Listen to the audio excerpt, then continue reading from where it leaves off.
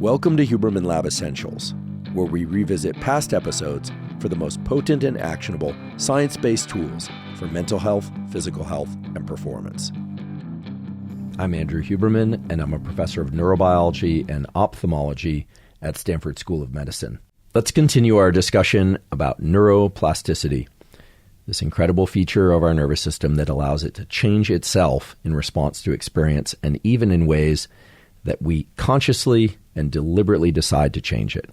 Most people don't know how to access neuroplasticity, and so that's what this entire month of the Huberman Lab podcast has been about. We've explored neuroplasticity from a variety of different perspectives. We talked about representational plasticity. We talked about the importance of focus and reward. We talked about this amazing and somewhat surprising aspect of the vestibular system, how altering our relationship to gravity and, in addition to that, making errors as we try and learn can open up windows to plasticity. But we have not really talked so much about directing the plasticity toward particular outcomes. And thus far, we really haven't talked yet about how to undo things that we don't want. And so today, we are going to explore that aspect of neuroplasticity, and we are going to do that in the context of a very important and somewhat sensitive topic, which is pain and in some cases injury to the nervous system. We, as always here on this podcast, are going to discuss some of the science. We get into mechanism, but we also really get at principles. Principles are far more important than any one experiment or one description of mechanism, and certainly far more important than any one protocol, because principles allow you to think about your nervous system and work with it in ways that best serve you. So let's start our discussion about pain and the somatosensory system. The somatosensory system is, as the name implies, involved in understanding touch, physical feeling on our body. And the simplest way to think about the somatosensory system is that we have little sensors, and those sensors come in the form of neurons, nerve cells, that reside in our skin and in the deeper layers below the skin. We have some that correspond to, and we should say respond to, mechanical touch. So, pressure on the top of my hand, or a pinpoint, or other sensors, for instance, respond to heat, to cold. Some respond to vibration. We have a huge number of different receptors in our skin, and they take that information and send it down these wires that we call axons in the form of electrical signals to our spinal cord and then up to the brain.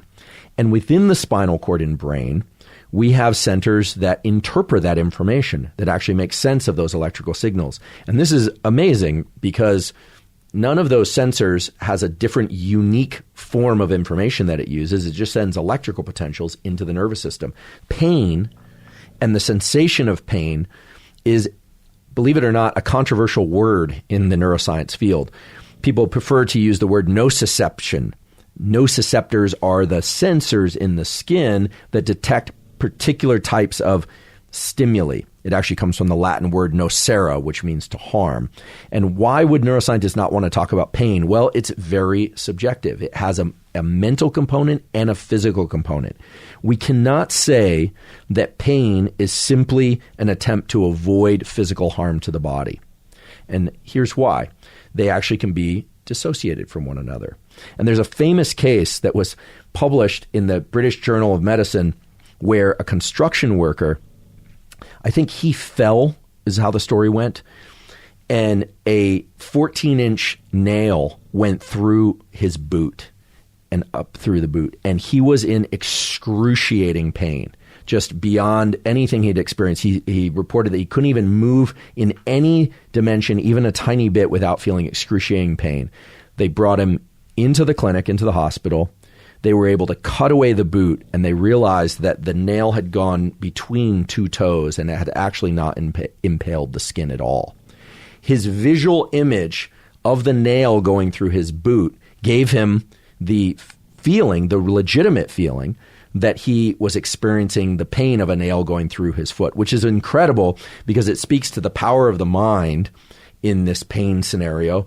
And It also speaks to the power of the specificity. It's not like he thought that his foot was on fire. He thought because he saw a nail going through his foot, it was going through his boot, but he thought it was going through his foot, that it was sharp pain of the sort that a nail would produce. It really speaks to the incredible capacity that these top-down, these higher level cognitive functions have in interpreting what we're experiencing out in the periphery, even just on the basis of what we see.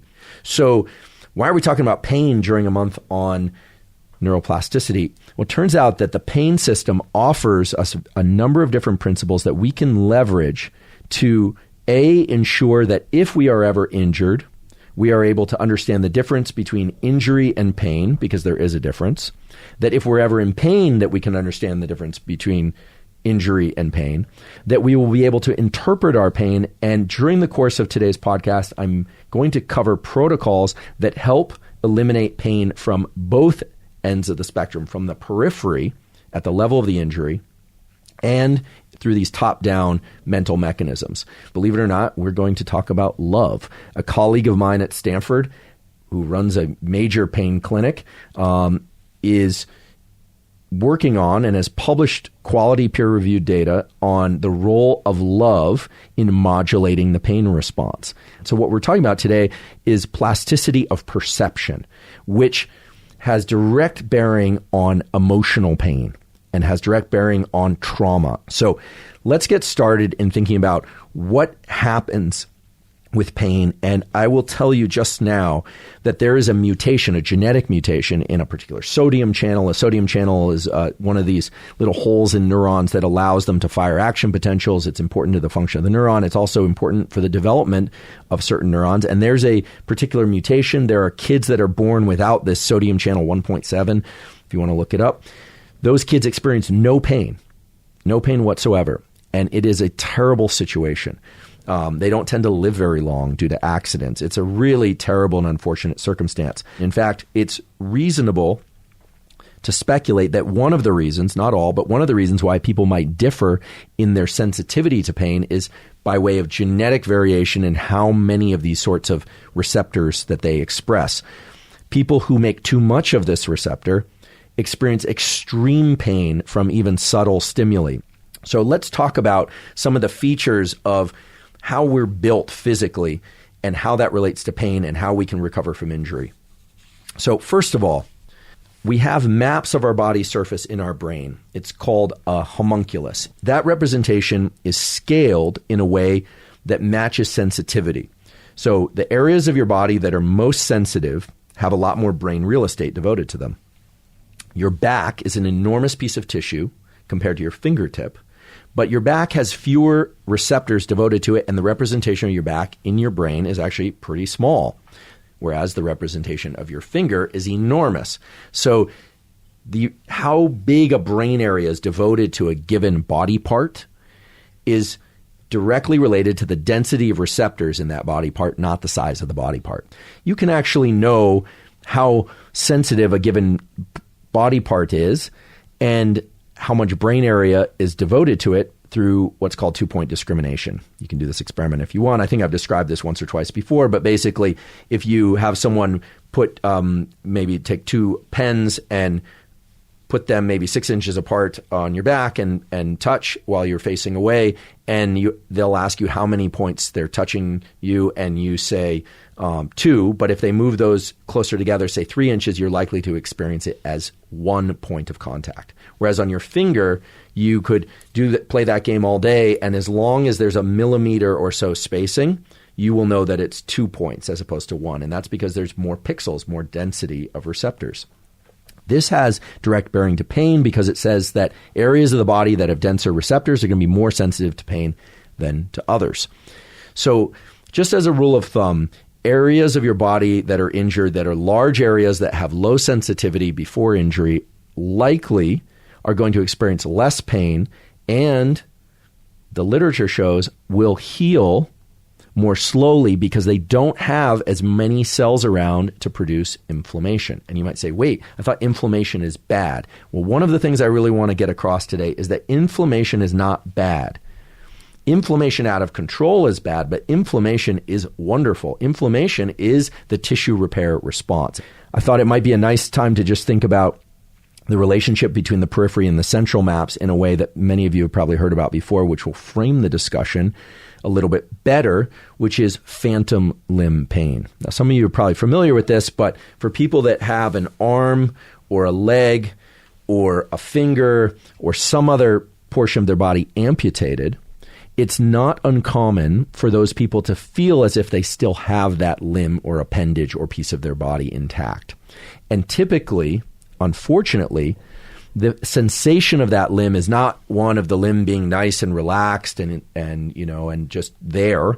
The sensation is that the limb is experiencing pain or is contorted in the specific orientation that it was around the time of the injury. So if someone has a blunt force to the hand and they end up having their hand amputated, typically they will continue to feel pain in their phantom hand, which is pretty wild. And that's because the representation of that hand is still intact in the cortex, in the brain, and it's trying to balance its levels of activity. Normally, it's getting what's called proprioceptive feedback. Proprioception is just our knowledge of where our limbs are in space. It's an extremely important aspect of our somatosensory system.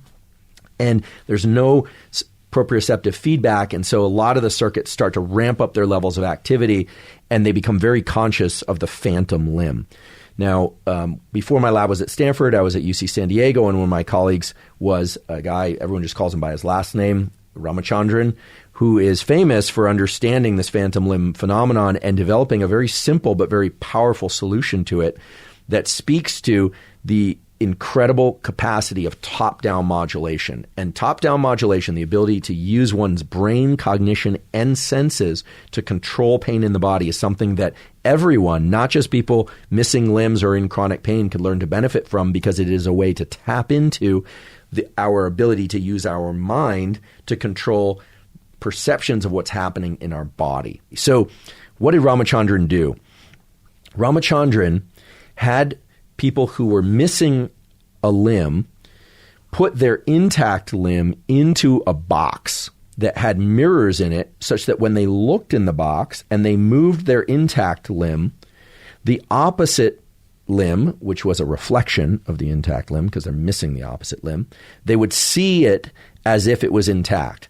And as they would move their intact limb, they would visualize with their eyes the limb that's in the place of the absent limb, so this is all by mirrors, moving around, and they would feel immediate relief from the phantom pain. And he would tell them, and they would direct their hand toward a orientation that felt comfortable to them.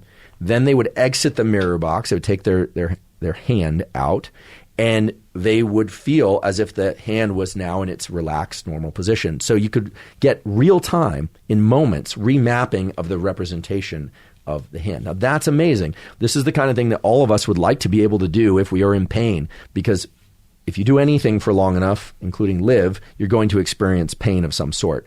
And this, again, I just want to remind you, isn't just about physical injuries and pain. This has direct relevance to emotional pain as well, which we, of course, will talk about. So the Ramachandran studies were really profound because they said a couple of things. One, plasticity can be very fast, that it can be driven by the experience of something, just the visual experience. And so this may come as a shock to some of you, and by no means am I trying to be insensitive, but pain is a perceptual thing as much as it's a physical thing.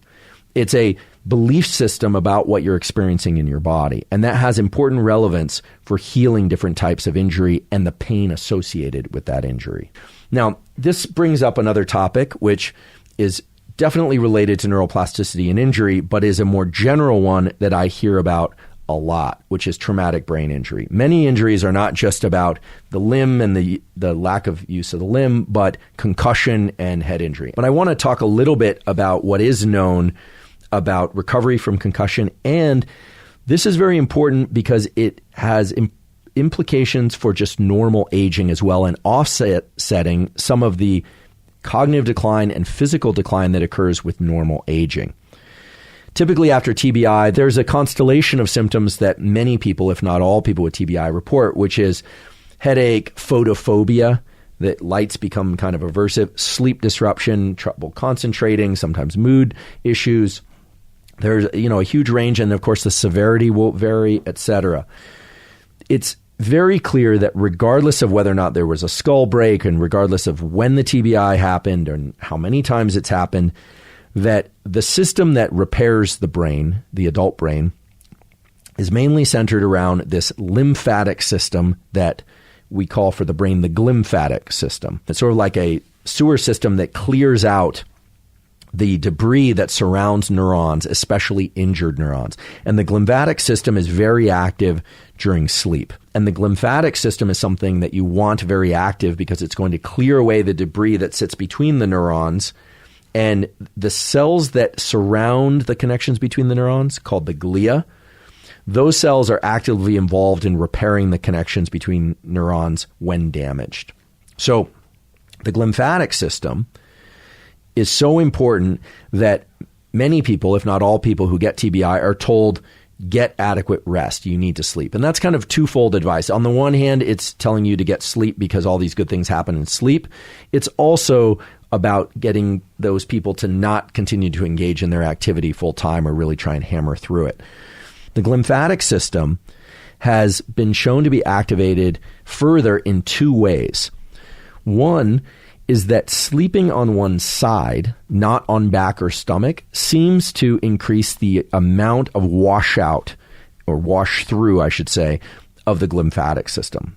The other thing that has been shown to improve the function of the glymphatic system is a certain form of exercise. And I want to be very, very clear here. I will never, and I am not suggesting that people exercise in any way that aggravates their injury or that goes against their physician's advice. However, there's some interesting data that zone 2 cardio for 30 to 45 minutes 3 times a week seems to improve the rates of clearance of some of the debris after injury, and in general, injury or no, to accelerate and improve the rates of flow for the glymphatic system. It could be fast walking. It could be jogging, if you can do that with your injury safely. It could be cycling. And this is really interesting outside of TBI because what we know from aging is that aging is a nonlinear process. It's not like with every year of life, your brain gets a little older. Sometimes it follows what's more like a step function. Like you get these big jumps in markers of aging. I guess that we could think of them as jumps down because it's a negative thing for most everybody. Would like to live longer and be healthier in brain and body. And so the types of exercise I'm referring to now are really more about brain longevity and about keeping the brain healthy than they are about physical fitness. So I think this is really interesting. And if some of you would like to know the mechanism, or at least the hypothesized mechanism, there's a molecule called aquaporin 4 that is related to the glial system. So glia it means glue in Latin, are these cells in the brain, the most numerous cells in the brain, in fact, that ensheath synapses, but they're very dynamic cells. Aquaporin 4 is mainly expressed by the glial cell called the astrocyte. Astro, it looks like a little star. Incredibly interesting cells. And the thing to remember is that the astrocytes bridge the connection between the neurons, the synapse, the connections between them, and the vasculature, the blood system, and the glymphatic system. So this glymphatic system and the glial astrocyte system is a system that we want chronically active throughout the day as much as possible. So low-level walking, zone 2 cardio, and then at night during slow-wave sleep is then really when this glymphatic system kicks in. So that should hopefully be an actionable takeaway, provided that you can do that kind of cardio safely, that I believe everybody should be doing who cares about brain longevity, not just people who are trying to get over TBI. Now I'd like to return a little bit to some of the subjective aspects of pain modulation, because I think it's so interesting and so actionable that everyone should know about this. Our interpretation, our subjective interpretation of a sensory event is immensely powerful for dictating our experience of the event. The molecule adrenaline, when it's liberated into our body, truly blunts our experience of pain. We all know the stories of people, walking, miles on stumped legs, people doing all sorts of things that were incredible feats that allowed them to move through what would otherwise be pain. And afterward, they do experience extreme pain. But during the event, oftentimes, they are not experiencing pain. And that's because of the pain blunting effects of adrenaline. Adrenaline binding to particular receptors actually shuts down pain pathways. People who anticipate an injection of morphine immediately report the feeling of loss of pain. Their pain starts to diminish because they know they're going to get pain relief. And it's a powerful effect. Now, all of you are probably saying placebo effect. Placebo effects are very real. Placebo effects and belief effects, as they're called, have a profound effect on our experience of noxious stimuli like pain. And they can also have a profound effect on positive stimuli and things that we're looking forward to. One study that I think is particularly interesting here is from my colleague at Stanford, Sean Mackey. They did a neuroimaging study. They subjected people to pain. In this case, it was a heat pain. People have very specific thresholds to heat at which they cannot tolerate any more heat. But they explored the extent to which looking at an image of somebody, in this case a romantic partner that the person loved, would allow them to adjust their pain response. And it turns out it does. They could tolerate more pain. And they reported it as not as painful. That response, that feeling of love internally, can blunt the pain experience to a significant degree. These are not small effects. And not surprisingly, how early a relationship is, how new a relationship is, directly correlates with people's ability, they showed, to use this love, this internal representation of love, to blunt the pain response. So for those of you that have been with your partners for many years and you love them very much and you're obsessed with them, terrific. You have a pre-installed, well, I suppose it's not pre-installed, you had to do the work because relationships are work, but you've got a installed mechanism for blunting pain. And again, these are not minor effects. These are major effects. And it's all going to be through that top-down modulation that we talked about, not unlike the mirror box experiments with phantom limb that relieve phantom pain, or some other top-down modulation. And the opposite example was the nail through the boot, which is a visual image that made the person think it was painful when in fact it was painful even though there was no tissue damage. It was all perceptual. So the pain system is really subject to these perceptual influences, which is remarkable because really when we think about the somatosensory system, it has this cognitive component, it's got this peripheral component, but there's another component, which is the way in which our sensation, our somatosensory system, is woven in with our autonomic nervous system. Independent of love, we're going to talk about something quite different, which is putting needles and electricity in different parts of the body, so-called acupuncture, something that for many people, it's been viewed as a kind of alternative medicine, but now there are excellent laboratories exploring what's called electroacupuncture and acupuncture. And I think what you'll be interested in and surprised to learn is that it does work, but sometimes it can exacerbate pain, and sometimes it can relieve pain, and it all does that through very discrete pathways for which we can really say this neuron connects to that neuron, connects to the adrenals, and we can tie this all back to dopamine, because in the end, it's the chemicals and neural circuits that are giving rise to these perceptions, or these experiences rather, of things that we call pain, love, etc. There are actually a lot of really good peer-reviewed studies supporting the use of acupuncture for, in particular, GI tract issues. In recent years, there's been an emphasis on trying to understand the mechanism of things like acupuncture and acupuncture itself, but as a way to try and understand how these sorts of practices might actually benefit people who are experiencing pain, or for changing the nervous system or brain-body relationship in general. What I want to talk about in terms of acupuncture is the incredible way in which acupuncture illuminates the crosstalk between the somatosensory system, our ability to feel stuff, externally, exteroception, internally, interoception, and how that somatosensory system is wired in with and communicating with our autonomic nervous system that regulates our levels of alertness or calmness. So this takes us all back to the homunculus. We have this representation of our body surface in our brain. That representation is what we call somatotopic.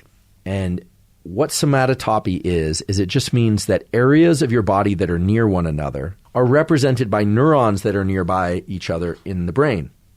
The connections from those brain neurons are sent into the body, and they are synchronized with, meaning they cross-wire with and form synapses with some of the input from the viscera, from our guts, from our diaphragm, from our stomach, from our spleen, from our heart.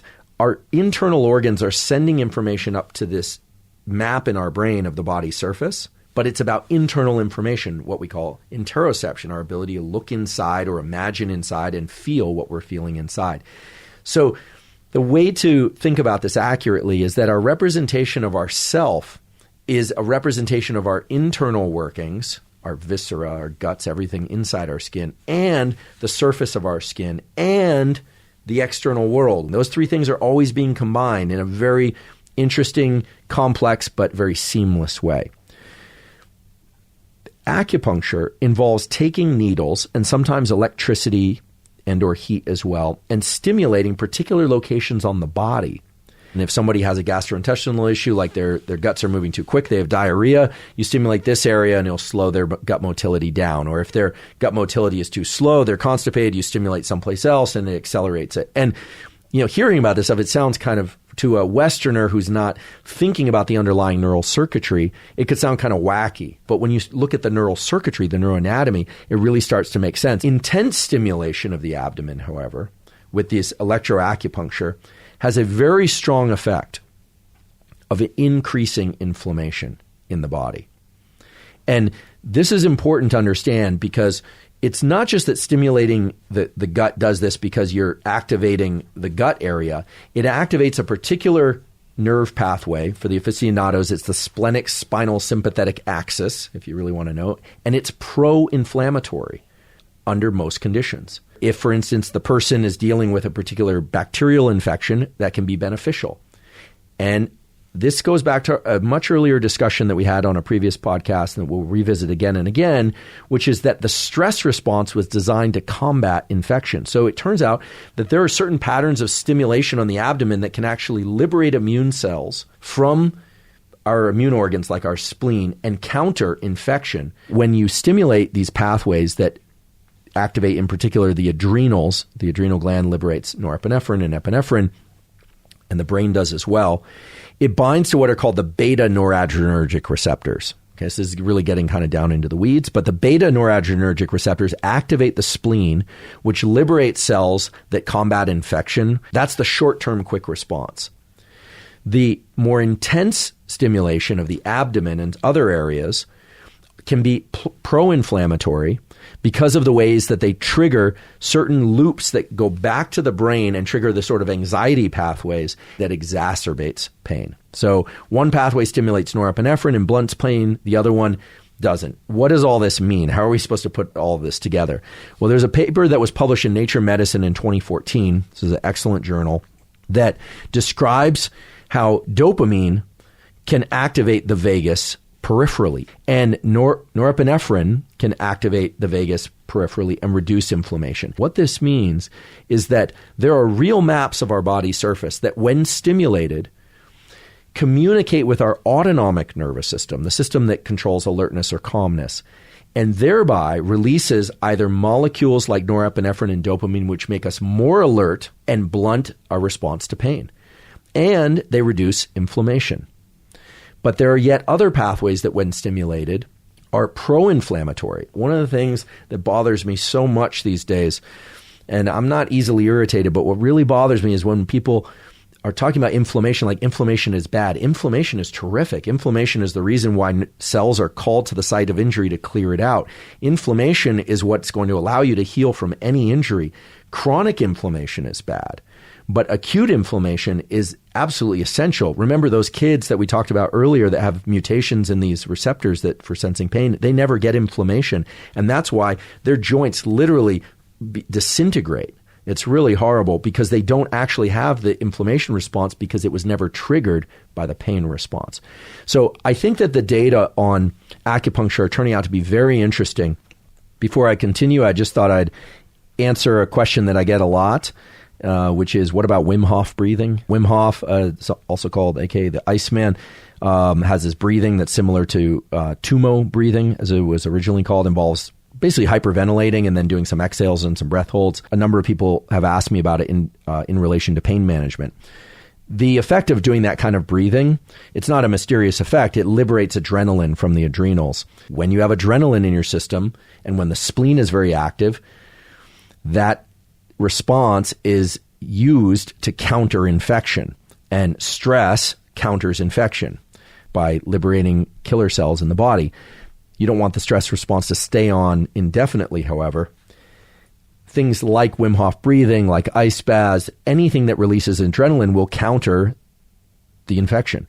But you want to regulate the duration of that adrenaline response. Today we've talked about a variety of tools, but I want to center in on a particular sequence of tools that hopefully you won't need, but presumably if you're a human being and you're active, you will need at some point. It's about managing injury and recovering and healing fast, or at least as fast as possible. It includes removing the pain. It includes getting mobility back and getting back to a normal life, whatever that means for you. I want to emphasize that what I'm about to talk about next was developed in close consultation with Kelly Starrett, who many of you probably have heard of before. Kelly can be found at The Ready State. He's a formally trained, so degreed and educated exercise physiologist. He's a world expert in movement and tissue rehabilitation. So I asked Kelly, I made it really simple. I said, okay, let's say I were to sprain my ankle or break my arm or injure my knee or ACL tear or something like that, or shoulder injury. What are the absolute necessary things to do regardless of situation? So the first one is a very basic one that now you have a lot of information to act on, which is sleep is essential. And so we both agreed 8 hours of sleep would be ideal, but if not, at least 8 hours immobile. So that's a non-negotiable in terms of getting the foundation for allowing for glymphatic clearance and tissue clearance, etc. The other is, if possible, unless it's absolutely excruciating or you just can't do it, a 10-minute walk per day. Of course, you don't want to exacerbate the injury. At least a 10-minute walk per day, and probably longer. This is where it gets interesting. I learned that when you injure yourself, you're supposed to ice something. You're supposed to put ice on it. But I didn't realize this, but when speaking to exercise physiologists and some physicians, they said that the ice is really more of a placebo. It numbs the environment of the injury, which is not surprising, and will eliminate the pain for a short while. But it has some negative effects that perhaps offset its use. It actually can create some like clotting and sludging of the tissue and fluids, which is bad because you want the macrophages and the other cell types phagocytosing, eating up the debris and injury and moving it out of there so that it can repair.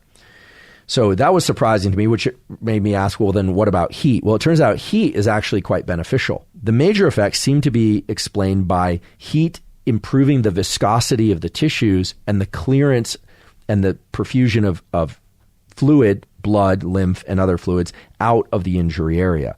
So all of this might sound just like common sense knowledge. I always just thought it's ice, it's non-steroid anti-inflammatory drugs, it's things that block prostaglandins. So things like aspirin, ibuprofen, acetaminophen, those things generally work by blocking things like they're called the COX prostaglandin blockers and things of that sort, things in that pathway. Those sorts of treatments which reduce inflammation may not be so great at the beginning when you want inflammation. They may be important for limiting pain so people can be functional at all.